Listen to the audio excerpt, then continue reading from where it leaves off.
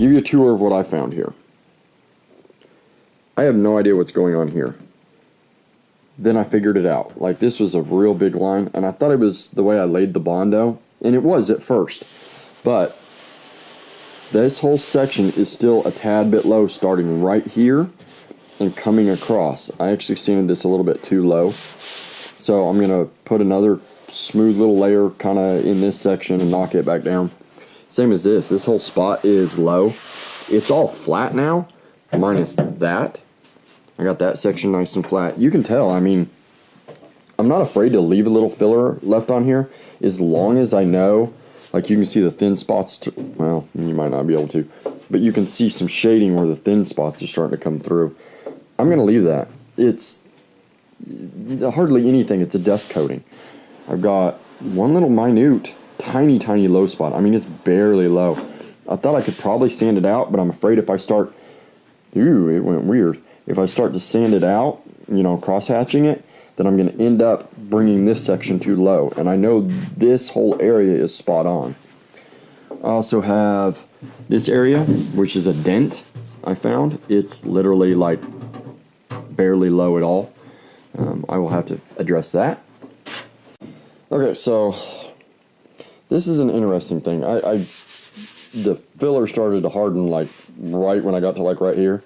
So I didn't get any in some spots.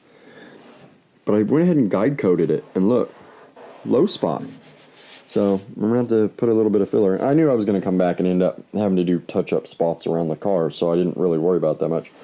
This right here is pretty low. I'm not quite sure what's going on here because of this dent here and everything else. So I'm going to go ahead and refill this whole area and then redo everything on it and make sure it's perfect. And those are the reasons why I'm taking the hours upon hours. It really doesn't cost that much more. You're talking probably $100 for the whole car to get the filler, to get the sanding blocks, the sandpaper, because the blocks are going to last through the whole car. The sanding paper is cheap. The filler, probably 2 gallons with 95% of it sanded off. Just the way it goes. If I'm going to spend the time to do pretty much a resto mod, that's what this is turning into, on a 91 240SX, I'm going to go ahead and try to make sure that it's as perfect as I can make it. The roof wasn't bad. It really wasn't. There was a little dings and dents I probably could have just knocked down real quick and filled in and called it good. But I didn't want to do that. I wanted to spend this extra time. This first coat, this is hours worth of sanding. Hours worth of sanding. Prep time to get the roof perfect. You know, first you got to DA it with 80 grit to make sure it's perfectly clean.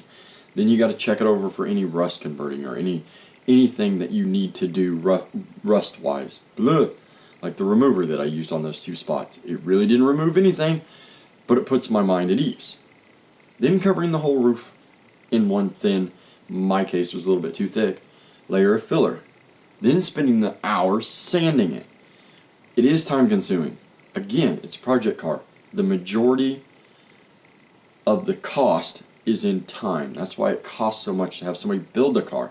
There might only be $20,000 worth of parts, but then you tack on hundreds and hundreds of hours of labor. That's what this turns into. That's why these budget project cars really aren't that expensive until you put in your time. Time is expensive. Ish. It's your time. It's your hobby. It's your life. It's a passion.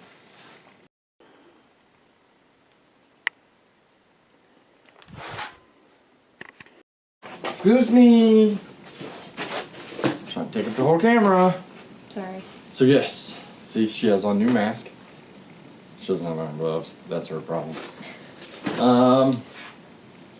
We're easily gonna obviously keep doing body work. Got to get it going because we have a special surprise coming in probably about 2 weeks probably by the time it gets here. So body work needs to really get going. We're going to go from A pillar across to the C pillar. That sounds stupid.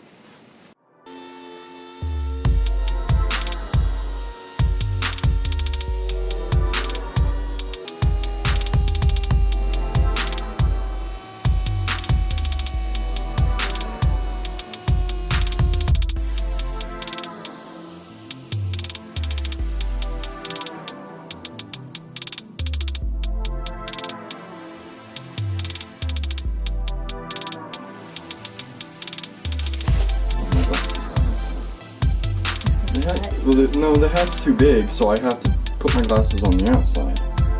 Because one size does not fit all. Because I don't have a big head. I don't have an ego. So what do you think? First time doing filler work? That's alright. Yeah, this is actually probably one of the hardest spots on the car. That's why, like, this is like perfectly smooth, and that's kind of fuggery. It's just because you're working such a small little area, and that's why I said you can't get it perfect. It's going to require a crap ton of sanding.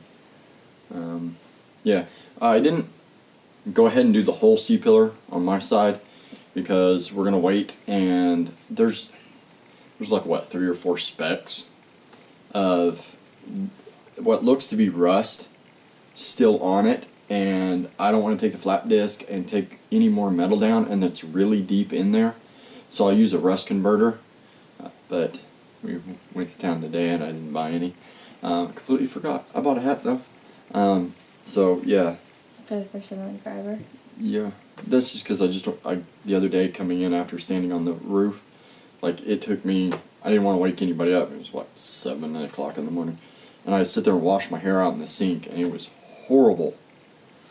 So yeah, I think it turned out really good. I think she did a really good job. You can obviously tell where she started and where she ended. But for the first time, like this over here, it's a little bit thick, but that doesn't really matter. You can sand through it. This stuff's really easy to sand through. I went ahead and I did touch up the spots on the roof, so those should be good. We're going to let it dry and come back, and I'm going to show her how to buck sand. Yeah. Well, folks, it's time to kick it old school.